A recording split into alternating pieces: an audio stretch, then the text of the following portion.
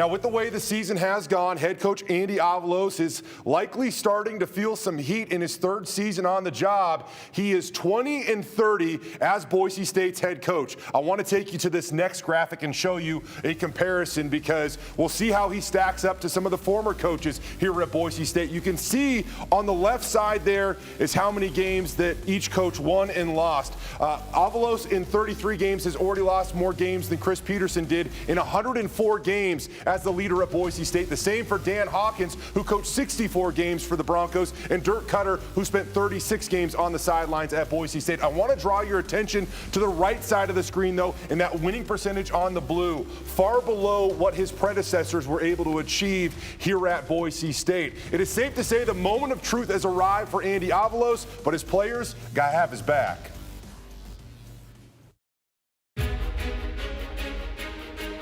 When I talk about the brotherhood and the cohesiveness, it starts at the top.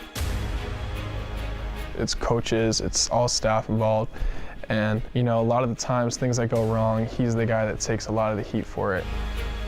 It's unfortunate, but he's a guy that leads by example. He's a guy that's going to go through the suffering with us. And when things go wrong, he's going to stand in front of the cameras and take a lot of the heat for it. For all the fans out there and all that, that's on me, number one. Whether it's offense, defense, special teams, or the players, that's on me.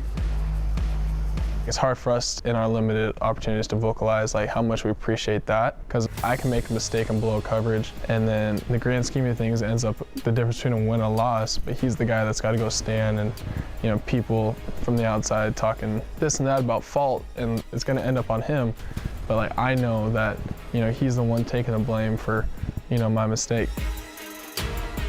Our record isn't where we want it to be. It's not the standard. I know that more than anybody. But the reality is we're 6 points off from being 6-1. So now it's time to find that. Where is that gap from those 6 points? Doing our part and just finishing ball games and just playing consistent. Consistency, he's been preaching that, because if we're just consistent, we'd be in a lot different boat than we are right now. The fact of the matter is, coaches can't be between the lines on the game day. So as players, there's a lot of things that we need to correct, and we have been correcting over the last 2 weeks, that we're going to do better going forward. But I think it's unfair. Some of the blame that gets placed off of things that happen in the game on the head coach's shoulders. You see that, and you feel a little guilt to yourself and amongst the team. And we got his back, and I know he's got ours. I'll have their back every single day of the week. We're going to finish the season out right.